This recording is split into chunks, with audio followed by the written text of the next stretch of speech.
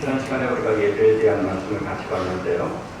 세상의 그 어떤 자리보다 비교할 수 없는 가장 존귀한 자리, 영광스러운 자리, 또 아름답고 빛나는 자리는 바로 예배의 자리다 하는 말씀을 드렸어요. 그 이유는 그 예배의 자리는 가장 거룩하시고 존귀하시고 아름답고 영광스러운 하나님께서 임재하는 자리이기 때문입니다. 그래서 예배의 자리에 나와서 그 하나님을 만난 인생들은 존귀한 인생이 될 수밖에 없고 아름답고 빛나는 그런 인생이 될 수밖에 없고, 그 하나님은 빛들의 아버지로부터 가장 좋은 은사와 좋은 것들이 내려온다고 했는데, 예배 시간을 통해서 하나님을 만난 인생은 하나님으로부터 좋은 것들을 받아들이는 인생, 그런 인생을 한마디로 얘기하면 행복이죠. 행복. 여러분들 예배만 제대로 하나 잘 들어도 그 인생은 분명히 행복한 인생이 됩니다. 믿으시기 바랍니다. 예배 하나만 제대로 잘 들어도 행복한 인생이 되는 거예요. 돈이 있는 사람이든 없는 사람이든, 그죠? 세상에서 많이 배웠고 배우지 못했고 성공한 자리에 올라갔던 그렇지 못했던 예배의 자리에 나와서 하나님을 제대로 만나는 사람은 누구든지 행복한 인생을 살아가게 되어 있는 겁니다. 그래서 우리에게 참 중요한 것은 예배의 자리를 귀하게 여기고 예배의 자리에 빠지지 말아야 돼요. 예배의 자리에 빠지지 말아야 될 뿐만 아니라 예배의 자리에 나왔으면 몸만 예배당에 있다가 돌아가는 예배자가 되면 안 됩니다. 그죠? 예배의 모양과 형식만 갖추고 그냥 돌아가 버리는 그런 예배자가 되면 안 돼요. 지난주에 봤던 것처럼 바리새인처럼 되면 안 돼요. 바리새인은 몸은 예배당 안에 왔거든요. 예배의 모양과 형식을 갖췄어요. 근데 그 바리새인은 하나님 앞에 예배를 드리지 않고 돌아간 사람이에요. 예배의 모양과 형식을 갖췄고 예배당 안에 몸은 와 있었는데 예배를 드리지 않고 돌아갔다. 우리가 생각할 때 그런 일이 있을 수 있을까? 그런 일이 너무나 많이 있습니다. 너무나 많이 있어요.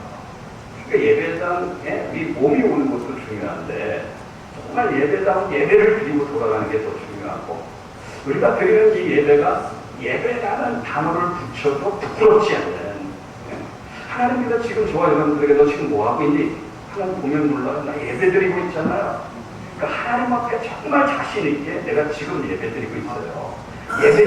예배다운 예배, 하나님이 기쁘게 받으시는 그 영광스러운 그런 예배, 그런 예배를 내가 지금 드리고 있습니다. 이렇게 자신 있게 말할 수 있는 그런 분들은 정말 예배 시간에 통해 하나님을 만나고 들어갑니다. 내 이름으로 모이는 곳에 내가 그들 중에 있느니라 하나님 갖고 오셨어요.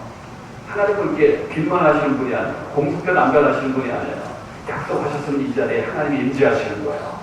임재하시는 그 하나님을 만나고 들어가야 됩니다. 그 하나님을 만나고 들어가는 자에게는 기쁨이 있는 거고 은혜가 넘치는 거고 희망이 있고 그다음에 행복이 넘치는 겁니다. 그래서 저와 여러분들이 다른 말씀들도 우리가 늘 기억하고 묵상해야 되지만 우리가 죽을 때까지 평생 예배자로 살아야 되는데, 그래서 이 공예배가 끝나면 또 산내 예배자로 살아야 되잖아요. 또 산내 예배자로 살았다가 다시 또 공예배 드리는 예배자로 또 가야 되잖아요. 일주일 내내 우리의 사는 예배자로 살아야 되는데, 정말 그 예배자로 살아갈 때 하나님 앞에 예배다운 예배를 드리는, 공예배도 그렇고 산내 예배도 그렇고 하나님이 받으시는 그런 예배를 드리는 그런 자가 되기 위해서 내가 어떤 자세와 태도를 갖고 있어야 되는지를 말씀을 통해 늘 확인하면서 그 말씀을 묵상하셔야 돼요. 지난주 말씀들을 예배 드리는 전에 한번 묵상해 보시고, 오늘 우리 같이 살펴본 이 말씀도 내가 하나님 앞에 예배다운 예배를 드리기 위해서 나에게 어떤 자세가 필요한가, 내가 지금 그 자세를 갖고 지금 하나님 앞에 나와 있는가 라는 것을 말씀을 통해 다시 한번 확인해 봐야 됩니다. 오늘 본문의 말씀은 저와 여러분들이 잘 아는 말씀이죠. 이 본문의 내용을 개략적으로 먼저 생각해 보면요, 한 바리새인이 예수님을 식사 자리에 초대한 거죠. 자기 집에 식사 자리에 초대한 겁니다. 근데 그때 초대받지 않은 한 재많은 여인들이 예수님 앞에 나와가지고 자기의 눈물로 예수님의 발을 씻기고 자기의 머리카락으로 예수님의 발을 닦고 자기가 준비해온 향유로 예수님의 발에다 붓는 그런 사건이 오늘 본문에 나오고 있어요. 특별히 오늘 이 본문 말씀을 이렇게 보는데, 이 본문은 사복음서에 다 기록되어 있습니다. 마태, 마가, 누가, 요한. 여러분들 이 요한이라는 사도는 이 마태나 마가나 누가복음에 기록되지 않은 기적이나 예수님의 말씀이나 비유 말씀을 마태에 기록 안 돼 있고 마가나 누가에 기록 안 돼 있기 때문에 요한복음에 기록하는 경우가 참 많이 있어요. 근데 이 복음서는 이 사건은요, 마태에도 나오고 누가에도 나오고 마가에도 나오는 말씀인데도 이 사도 요한은 요한복음에도 또 기록하고 있어요. 그만큼 이 사건이 어떻게 예수님의 사역에 있어서 너무나 중요한 그런 역할을 하고 있고 우리 인생에 너무나 중요한 교훈을 주고 있기 때문에 이 말씀은 사복음서에 다 기록되어 있는 것입니다. 오늘 본문에 보면 한 바리새인이 나옵니다. 이 바리새인은요, 다른 복음서 보면 시몬이라는 이름을 갖고 있는 바리새인이에요. 이 사람은 한때 나병에 걸렸는데 하나님의 놀라운 은혜로 치료받은 그런 사람이다 그런 기록이 있어요. 그러니까 이 시몬이라는 바리새인이 지금 예수님을 자기 집에 식사 자리로 초대합니다.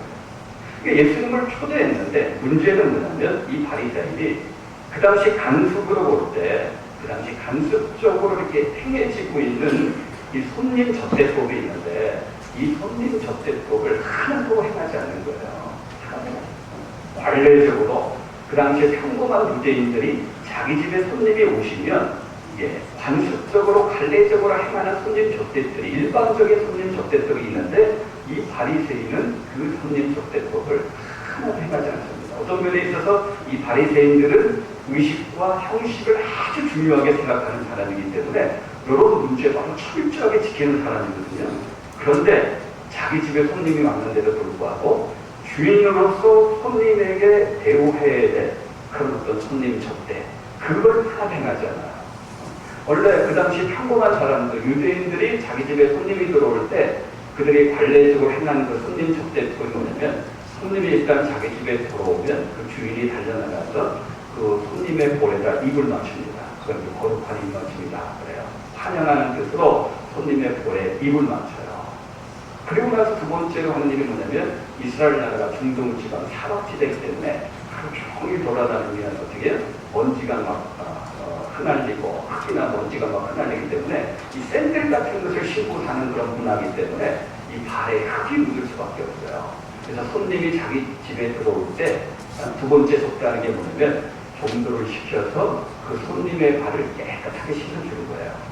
근데 그때 오신 그 손님이 자기가 생각할 때 너무나 중요한 손님이고 소중한 손님이고 존귀한 손님이다. 그러면요, 종이 있는데도 불구하고 종을 시키지 않고 주인이 직접 그 손님의 발을 씻겨드립니다. 그러니까 주인이 직접 그 손님의 발을 씻긴다는 것은 이 당신은 나에게 너무나 소중한 손님이라는 거예요. 너무나 존귀한 손님이라는 것을 주인의 행동으로 보여주는 거예요. 그리고 나서 이제 좀 이제 여유로운 그런 가정이나 그 손님이 너무나 귀한 손님이면 꽃향기가 나고 허브 향기가 나는 그런 어떤 향유를 머리에 발라주기도 하고 얼굴에 발라주는 그런 일을 관례적으로 행하는 거예요. 누구든지 평범한 사람인지 자기 집에 손님이 오면 이런 손님 접대를 하게 되는 거예요. 근데 이 바리새인은 그런 접대를 하나도 하잖아요. 집에 초청해놓고 결국 뭐예요? 은근히 지금 예수님을 무시하고 있는 거예요. 다른 사람 같은 버럭 내고 팍 차고 나갈 수 있는 그런 상황인 거예요. 근데 예수님께서 그 44절, 45절에 보면 거기에 대해서 이렇게 말씀하죠. 그 바리새인 시몬을 향해서 내가 내 집에 들어올 때 너는 내게 발 씻은 것도 주지 않았다. 내가 내 집에 들어올 때 너는 내게 입도 안 맞췄다. 그리고 너는 내가 내 집에 들어올 때 내게 감람물도 붓지 않았다. 예수님께서 어떻게 보면 평범한 사람들이 행하는 손님접대법을 하지 않을까 그 얘기를 짚고 넘어가시는 거예요. 그때 여러분들 예상치 못한 놀라운 사건이 나타나는 겁니다. 성경의 표현에 보면 한 죄 많은 여인이다 이렇게 되어 있는데 한 죄 많은 여인이다 이렇게 기록되어 있는데 이 여인의 직업이 뭐냐면 창녀입니다. 창녀. 이 창녀가 죄 많은 한 여인 이 창녀가 그 잔치에 초대받지 않았는데 예수님에게 나온 겁니다. 예수님 앞에 나와서 어떤 일을 합니까? 그 37절, 38절 말씀 보세요. 그 동네에 죄를 지은 한 여자가 있어 예수께서 바리새인의 집에 앉아 계심을 알고 한우장은 옥합을 가지고 와서 예수의 뒤로 그 발 곁에 서서 울며 눈물로 그 발을 적시고 자기 머리털로 닦고 그 발에 입 맞추고 향유를 부으리. 보통 유대인들의 식사는요, 우리처럼 막 이렇게 정석으로 딱 앉아서 하잖아요. 밥 먹는데 자세 틀리면 옛날에 우리 부모님들도 떠란쳐 뭐 그러잖아요. 근데 유대인들은요, 책상 보면 비스듬히 누워서 합니다. 약간 이렇게 비스듬히 누워서 식사하는 게 유대인들의 식사법이에요. 그러니까 예수님이 이렇게 비스듬히 누워가지고 식사하니까 예수님의 뒤로 와서 예수님의 발꿈치가 닿는 거예요. 그러더니 그 예수님의 발 위에 그 여인이 그냥 뚝뚝 뜨거운 눈물을 끊임없이 흘리는 거예요. 세숫대의 물로 그 발을 씻기는 게 아니라 여인의 눈에서 흘리는 그 눈물로 예수님의 발을 씻기는 거예요. 그리고 나서 그 여인이 자기 머리카락을 풀더니 머리카락으로 예수님의 발을 깨끗이 닦는 겁니다. 여러분, 여인에게 있어 이 머리카락은 여성의 순결과 자존심을 상징하는 부위입니다. 여성의 순결을 상징하는 그 귀한 그 머리카락을 갖고 신체 중에서 제일 더러운 그런 발을 그 이 여인이 닦고 있는 거예요. 거기서 끝나지 않고 이 여인은 자기가 준비해온 향유를 다 깨가지고요, 그 향유를 예수님의 머리부터 붓기 시작하는데, 그게 머리를 타고 얼굴을 타고 이 가슴을 타고 온몸을 타고 발에까지 아주 이렇게 촉촉히 젖혀질 정도로 그 향유를 갖다 이렇게 붓는 겁니다. 이 향유의 가격이 오늘 본문에는 안 나왔지만 다른 본문에 보면 노동자 1년 품삯이다. 여러분들 일하시는 분들, 내가 1년 동안 일해가지고 받는 월급 있죠. 거기에 해당되는 그 향유를 예수님 앞에 다 갖다 부은 거예요. 전에 들은 이야기에 의하면요, 이 당시 이 여인이 부었던 향수는 이 당시 로마 그 최고 부위층에 있는 귀부인들만이 사용하는 알리바스타라는 그런 인도에서 온 아주 고급 향수다라는 그런 기록이 있습니다. 지금 이 여인이 지금 예수님 앞에 이런 행동을 해요. 예수님 앞에 나와가지고 예수님 발꿈치에 앉아가지고 예수님 눈물로 예수님의 발을 씻기고 자기 머리카락을 풀어가지고 예수님의 발을 닦이고, 다른 일반적인 경우에는 이 종들이 허리에 둘렀던 수건을 풀어서 닦여주는데 이 여인은 그게 아니라 자기 머리카락을 그렇게 닦이고 그 향유옥합을 다 갖다 부는데, 이런 행동을 뭐라고 하냐면 이게 바로 예배인 겁니다. 예배. 이런 행동이 예배. 어떤 신학자는요, 이 부분을 주석하면서 그런 얘기를 했는데 저는 100% 동감을 합니다. 뭐라고 얘기했냐면, 이 세상 모든 인류들이 하나님 앞에 드린 예배 중에, 하나님 앞에 올려드린 예배 중에 최고의 예배를 하나 뽑으라면, 최상의 예배를 하나 뽑으라면 나는 주저없이 이 장면, 이 예배를 뽑고 싶다. 그렇게 주석하는 신학자가 있는데 저도 100% 동감해요. 정말 이 땅에서 많은 사람들이 하나님 앞에 예배를 드리는데 그 예배 가운데 최상의 예배를 하나 뽑으라면 오늘 본문에 나온 이 여인이 예수님 앞에 드린 예배죠. 이 여인은 정말 예배다운 예배를 드리고 있는 거예요. 하나님이 기쁘게 받으시는 향기로운 예배를 지금 예수님 앞에 드리고 있는 거예요. 정말 내가 지금 예배 드리고 있다 이렇게 이야기해도 하나님 앞에 떳떳할 수 있는, 부끄럽지 않는 그런 예배, 그런 살아있는 예배를 드리고 있는 겁니다. 그럼 예배자가 될 거 아니에요. 정말 이런 예배자가 되어야 되는 거죠. 껍데기 예배, 거짓된 예배, 있으라고 하는 예배, 몸만 왔다 갔다 하는 그런 예배가 아니라 하나님이 받으시는 최상의 예배자가 되어야 되는 거죠. 그럼 이런 최상의 예배, 하나님께서 받으시는 이런 최상의 예배를 드리는 예배자의 그 마음이 어떤 마음이 되겠어요? 오늘 이 여인의 마음을 한마디로 얘기한다면 이 여인은 지금 예수님을 흠모하고 있는 거예요. 흠모하는 마음으로 지금 예배를 드리고 있는 겁니다.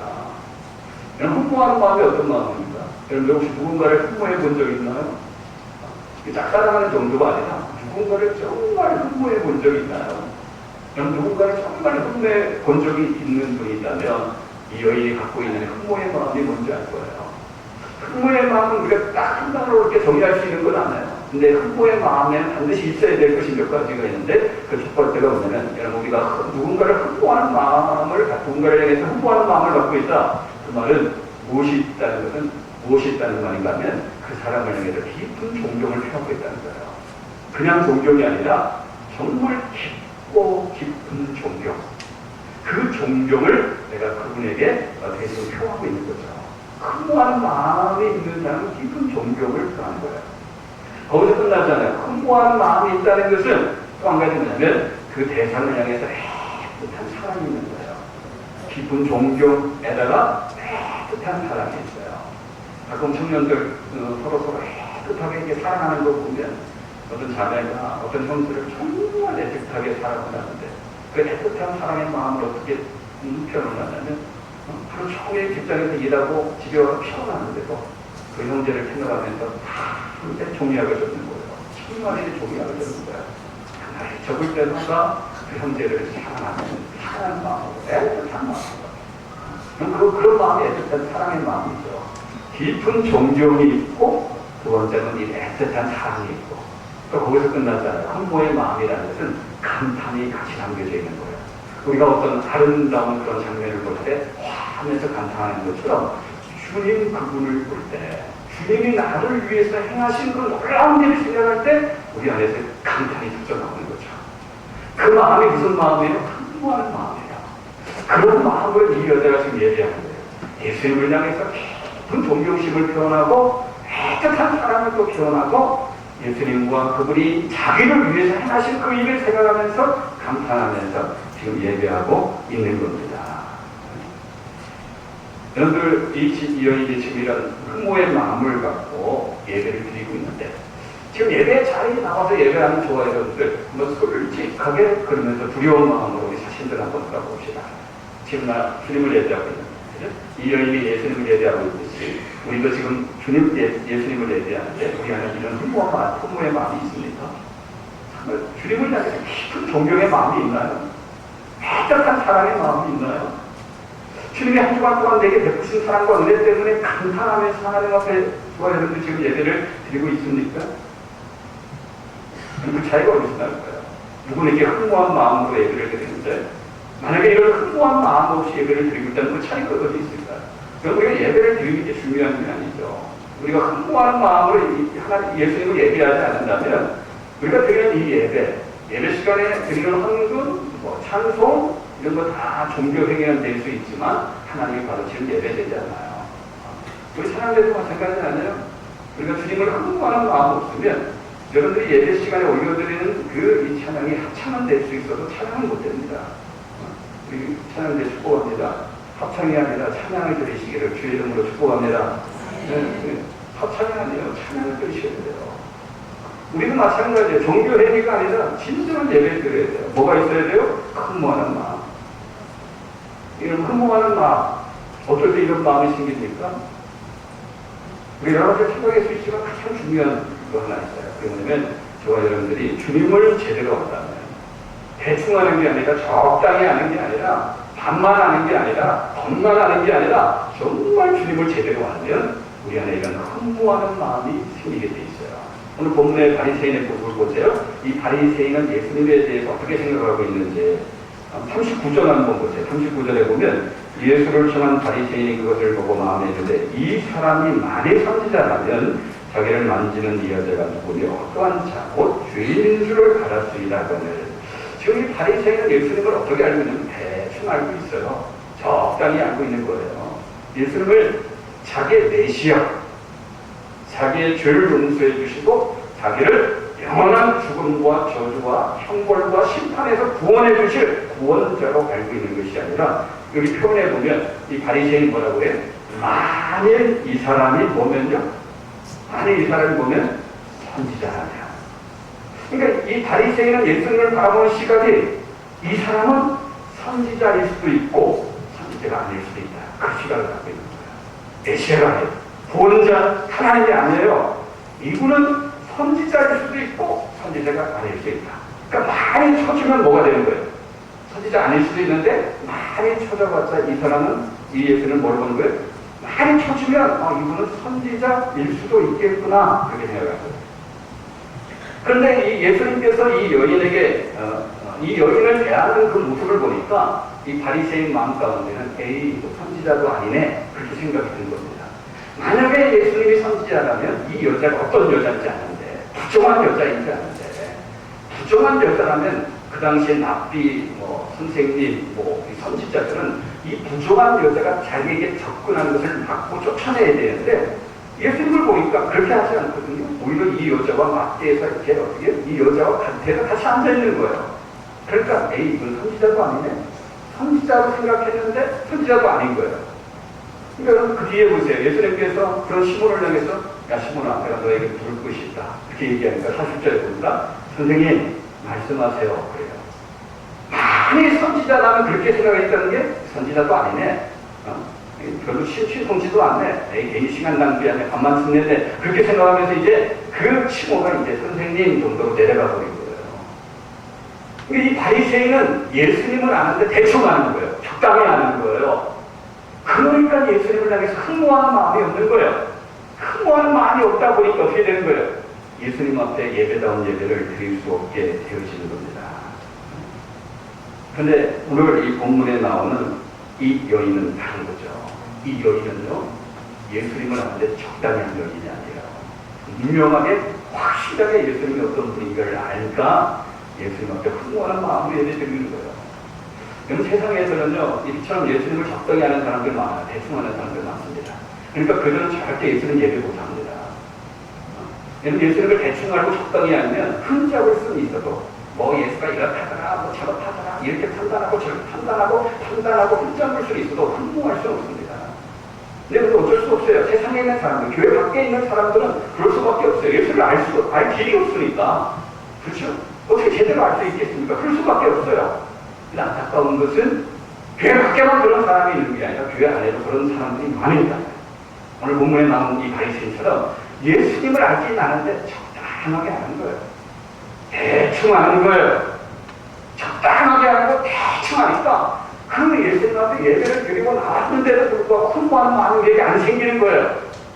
흠모하는 마음이 없으니까 그냥 형식적으로 예배 시간 때우고 가는 거죠. 몸만 예배당에 나와서 예배라는 형식과 모양을 갖추고 돌아가는 거죠. 자기 딴에는 교회 출석부에는 예배, 여러분들 예배 이렇게 데리고 돌아가면 우리 부목사님이 오늘 나오신 분 다 동그라미 쳐요. 안 나오면 모르게 기억을 이렇게 치나요? 그래요. 교회 예배당 출석부에는 여러분들이 예배를 드렸다고 동그라미 치고 돌아갈지 모르지만 하나님 출석부에는 예배를 안 드린 자로 기록돼. 그런 분들이 의외로 교회 안에는 많이 있으셨다는 걸 기억하셔야 돼요. 그래서 오늘 여러분들 이 말씀을 들으면서 정말 나도 이 여인처럼 흠모하는 마음으로 예수님 앞에 예배를 드리고 싶다. 우리 안에 그런 소원이 있어야 되나? 그러면 예수님을 제대로 알아야 되겠다. 정말 제대로 반만 하는 게 아니라 껍데기만 하는 게 아니라 정말 예수님이 누구신지, 예수님이 정말 누구신지, 그분이 정말 나를 위해서 행해주신 일이 무엇인지, 그분이 치르신 그 고귀한 일상이 정말 어느 정도인지를 제대로 아셔야 됩니다. 그래야지 흠모의 마음이 생길 수 있고 예배를 대신 제대로 될 수 있는 거예요. 여러분, 예수님을 제대로 안다는 게 뭘 말하는 겁니까? 여러분 혹시 그 하나님을 아는 지식이라는 책을 혹시 보신 분 있을지 몰라요. 제임스 베커라는 신학자 같은 책인데 하나님을 아는 지식. 거기 보면 표현이 약간 같기도 하면서 다른 표현이 나와요. 그게 뭐냐면 로인각이라는 로인각. 이런 단어하고 또 하나는 로인 어버각이라는 그런 단어가 나와요. 이게 좀 같은 표현 같으면 또 하늘과 땅 차이 나는데 로인각, 하나님을 아는 거죠. 로인 어버각, 하나님에 대해서 아는 거죠. 여러분들 하나님에 대해서 아는 거하고 하나님을 아는 거하고는 하늘과 땅 차이가 나요. 그런데 우리가 박근혜 대통령, 대한민국 국민이라면 박근혜 대통령 모르는 사람 하나도 없을 거예요. 저도요, 박근혜 대통령 잘 압니다. 요즘 그분이 어떤 나라에 다녀오셨고, 지금 어제 그렇게 누구를 만났고, 요즘 그분의 고민이 뭐고, 그분의 기분이 어떻고, 저도 이 박근혜 대통령을 너무너무 잘 알고 있어요. 근데 문제는 그분이 나를 몰라요. 저는 그분을 잘 아는데, 그분이 나를 몰라요. 그런 것은 안다고 얘기하는 게 아니에요. 그것은 박근혜 대통령에 대해서 하는 거죠. 정말 아는 것은요, 박근혜 대통령을 아는 거예요. 이 박근혜 대통령을 안다는 것은 그분과의 만남이 계속 지속된다는 거고, 사귐이 있고, 교제가 있고, 연식이 있고, 그래서 그분과 나의 만남이 서로가 서로에게 의미가 되는 만남이죠. 그분이 슬플 때는 나도 같이 슬픈 거고, 그분이 좋을 때는 나도 같이 좋은 거고, 그런 서로가 서로에게 영향을 주고 의미가 있는 만남을 가질 때 내가 그를 안다. 그렇게 얘기하는 거예요. 우리 예수님을 제대로 알아야지 흠모하는 마음이 생기는데, 제대로 한다는 것은 예수님에 대해서 하는 게 아니에요. 예수님을 아는 겁니다. 예수님에 대해서 아는 것은 교회 다니다 보면 1년, 2년, 3년 다니다 보면 들은 풍월이 있어요. 아, 예수는 그렇다더라. 그 그냥 교회에서 설교를 듣다가 성경 공부하다가 머리로 지식으로 아는 그런 지식, 정보적인 지식은 예수님의 대사하는 거예요. 근데 그런 지식이 아니라 정말 예수님과 인격적인 만남이 한 번 있고 예수님과 날 교제하고 사귀면서 예수님과 같이 공연하면서 예수님을 알아갈 때 그 알면 예수님에 대해서 하는 것이 아니라 예수님을 알아가는 거죠. 그런 알미 있을 때 우리 안에는 흠모하는 마음이 생기는 거고요. 그런 알미 있을 때 어떻게 되는 거예요? 예수님을 제대로 예배하는 그런 자리에 나가게. 바리새인은 예수님에 대해서 하는 거예요. 근데 이 여인은 예수님을 만나요. 예수님을. 그러니까 예배의 자세가 이렇게 차이가 나는 거예요. 차이가 나는 거예요. 어떤 분이 그런 고백을 해요. 자기 예배에 새로운 변화를 일으킨 계기가 있었다. 그렇게 얘기해요. 이전까지는 자기가 10년, 정말 20년 신앙생활하면서 예배를 드리긴 드렸는데 정말 제가 생각해서 형식적인 예배를 들어왔는데 삶의 변화, 예배의 변화를 일으켰었던 계기가 있었는데 그게 뭐냐면 오늘 나와서 예배를 드리는데 마음속으로 자기가 그랬어요. 주님 사랑해요. 주님 사랑해요. 그런 고백을 하면서 예배를 드리는데 이 강단에서 예배에서 강단에서 그냥 평범하게 설교자가 하나님 여러분들을 사랑하십니다. 그렇게 말씀을 했다는 거예요. 다른 사람들은 그 얘기 들으면 한 귀로 듣고 한 귀로 흘러보겠겠죠. 다른 사람들은 그런가 보다 끝났겠죠. 그런데 하나님 당신을 사랑하십니다. 라는 그런 말 한마디를 강단에서 던졌는데 그 말이 불이 돼가지고 자기를 향해 날라오더니 머리에서 발끝까지 훑어 지나간다는 거예요. 그러면서 지금까지 하나님 나를 사랑한다는 말이 너무나 많이 들어왔는데 한 번도 그 사랑이 어떤 사랑인지 느껴지지 않고 확신이 안 되는데 그날 이후로 하나님의 사랑이 얼마나 구체적으로 자기 영혼 가운데 마치 막 인두로 지지는 것처럼 너무나 분명하게 하나님의 사랑이 심겨졌다는 거예요. 그러니까 공동체가 모여서 함께 예배를 드리는데 다른 사람은 안 보이고 오직 주님밖에 안 보인다. 예배하는데 주님 얘는 안 보이죠. 주님만 바라보고 주님께 찬양하고 주님께 감사하고 그날 이후로 자기 예배는 예배의 자세는 달라졌다. 그런 얘기를 하는 것을 그런 적이 있어요. 여러분들 정말 우리 일생 가운데 그런 체험이 적어도 한 번 이상은 있어야 돼요. 복음을 듣는데 그 복음이 그냥 한 귀로 들어와서 한 귀로 흘러가는 게 아니라 복음이 정말 나에게 실제가 되는 사건, 그 복음이 능력이 되고 생명이 되는 그런 사건, 그게 한 번 정도 있어야 돼요. 그 복음이 능력이 되고 실제가 되고 생명이 돼서 정말 내가 의도하지 않았는데 주체할 수 없을 정도로 내 눈에서 뜨거운 눈물이 막 흘러나오고 한 번도 내가 확신하지 못했던 하나님의 사랑과 하나님의 은혜가 너무나 분명하게 내 가슴을 후비고 들어와가지고 그 사랑과 은혜 앞에 완전히 무너지는 그런 경험이 한 번 있어야 돼요. 그래야지 그 한 번더 드려지는 예배가 달라지는 거예요. 오늘 여러분들이 이렇게 드리는 또 헌금을 이렇게 제가 이렇게 보면서 제목을 좀 봤어요. 어떤 분이 그런 11조를 드린다는 것이 얼마나 감사한지 주님께 감사합니다. 내 것이 내 것이 아니고 주님의 것이야. 내 자식도 내 것이 아니고 주님의 것이야. 내 건물도 주님이 주신 것이야. 일할 수 있어 얼마나 감사한지. 그분이 또 감사함을 들으면서 상자처럼 마음하다가 주님께 돌아와서 얼마나 감사한지. 예전에 못 느낀 주님의 은혜로 감사함은 말로 할 수 없습니다. 저를 버리지 않으신 주님께 감사합니다. 초심을 잃지 않게 해주세요. 예배 가운데 이런 은혜의 부딪힘이 한 번 있어야 되는 거야. 그래야지 주님 앞에 드리는 예배가 달라지는 거예요. 근무하는 마음으로 주님 앞에 예배 드리는 그런 역사가 나타나는 거예요. 오늘 주일날 좋아하는데 예배 드리는데 예배드려 들어갈 때 그냥 교회에 출석하고 그냥 무덤덤하게 그냥 예배 드리고 예배 시간 떼고 돌아가는 것이 주일날 내가 하나님 앞에 하는 모든 거라면 그게 다라면 정말 안타까워 하셔야 돼요. 신앙은 절대 그런 것이 아닙니다. 신앙은 깊은 인격적인 부딪힘이 있는 거고 생명의 실제와 능력을 경험하는 게 그게 신앙입니다. 여러분들 한번 오늘 이 자신, 오늘 이 시간 우리 자신에게 나는 과연 우리 주님과의 이런 인격적인 만남을 분명히 경험한 사람인가. 그래서 그 인격적인 만남을 경험해서 내가 주님 앞에 제대로 예배를 드리고 있는 자인가 한번 솔직하게 두려운 마음으로 우리 자신들 한번 돌아봐야 돼요. 내가 주님과 인격적인 만남이 있는지 없는지를 확인할 수 있는 것까지 그 모습이 이 여인의 모습을 통해서 우리가 확인할 수 있어요. 내가 정말 주님과의 인격적인 만남이 있을 때 나타나는 변화가 첫 번째 변화가 뭐냐면 회개의 눈물이 겁니다. 회개의 눈물. 그럼 지금 이 여자의 관심은요, 예수님의 더러운 발을 씻기는 것이 관심이 아니에요. 만약 그게 관심이었다면 세숫대에서 물 부어서 그냥 발 씻기면 되는 거예요. 근데 그게 아니죠. 이 여인은 뜨거운 눈물을 흘리면서 지금 예수님의 발을 씻겨드리고 있는 거예요. 이 여인이 흘리는 뜨거운 눈물이 어떤 눈물입니까? 과거에 자기의 잘못된 삶에 대한 후회와 회개의 눈물입니다. 만약에 이 여인이 예수님을 제대로 만나지 못했다면, 예수님을 제대로 알지 못했다면 과거의 삶에 대해서 후회할 필요도 없어요. 예수님을 만난 여자가 아니라면 과거의 자기 부끄러운 삶에 대해서 죄책감도 가질 필요가 없어요. 근데 예수님을 제대로 딱 만나니까, 인격적으로 딱 부딪히니까 복음이 능력이 되고 생명이 되는 그런 만남이 있으니까 과거의 자기 삶이 부끄러운 거예요. 그게 고통스러운 거예요. 잠깐 예수님 앞에 뜨거운 눈물을 흘리고 있는 거예요.